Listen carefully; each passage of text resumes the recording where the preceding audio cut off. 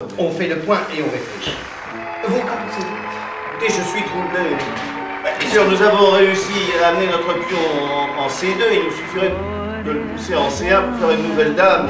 Mais qu'est-ce que vous craignez? Je crains, mais c'est que ce diable de Slovène nous ait laissé cet appât pour nous faire tomber dans un piège. Ce n'est qu'un homme tout de même. Il est sûr qu'il voit plus loin que nous. Pas si quelqu'un voit où est le danger qu'il le dise. Moi, je ne vois rien. Il ne peut pas nous avoir laissé arriver en C2 avec une intention.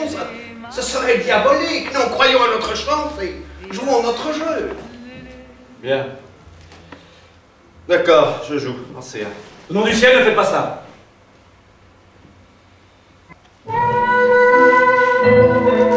J'avais retrouvé notre homme sur le pont sans trop de difficultés. Sa tête s'appuyait au coussin dans une pose un peu lasse, et l'étonnante pâleur de ce visage sans âge me frappa de nouveau.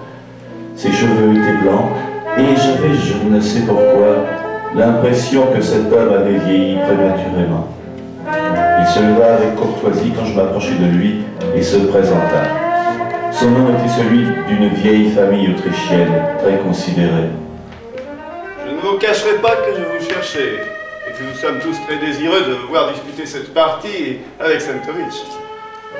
C'est beaucoup d'honneur, et croyez bien que j'y suis sensible, mais... je crois que vous vous méprenez sur mon compte. Pas du tout. Vous avez manipulé un champion d'exception, et malgré une partie engagée, vous l'avez obligé au nul.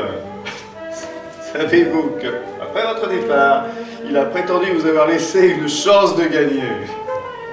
De l'enfantillage. Un champion, dites-vous. Un champion mondial? Sentovic? Vous n'avez jamais entendu parler de Sentovic? Bien sûr que ce Sentovic est champion du monde. Aussi sûr que je puis vous dire que vous, seul, à bord, êtes à sa hauteur. Sentovic nous prend pour des imbéciles, mais c'est un niais finalement. Un niais suffisant. Non, ce qui est étonnant, c'est la différence entre l'arrogance du champion et la modestie de notre nouvel ami. Qui peut-il bien être? Vous m'avez retiré ma montre afin que je ne puisse mesurer le temps. Mon couteau pour que je ne m'ouvre pas les veines. On me refusa même la légère griserie d'une cigarette. La nourriture était glissée sur un plateau et le gardien qui faisait le tour de la chambre 2 ou 3 fois par semaine avait l'ordre de ne pas parler et de ne répondre à aucune question. J'étais comme le plongeur sous sa cloche de verre, dans ce noir océan de silence, mais on avait rompu la corde qui me reliait au monde et j'avais le sentiment que jamais je ne remonterais de ces profondeurs muettes. Un taureau, dites-vous. L'image est assez juste.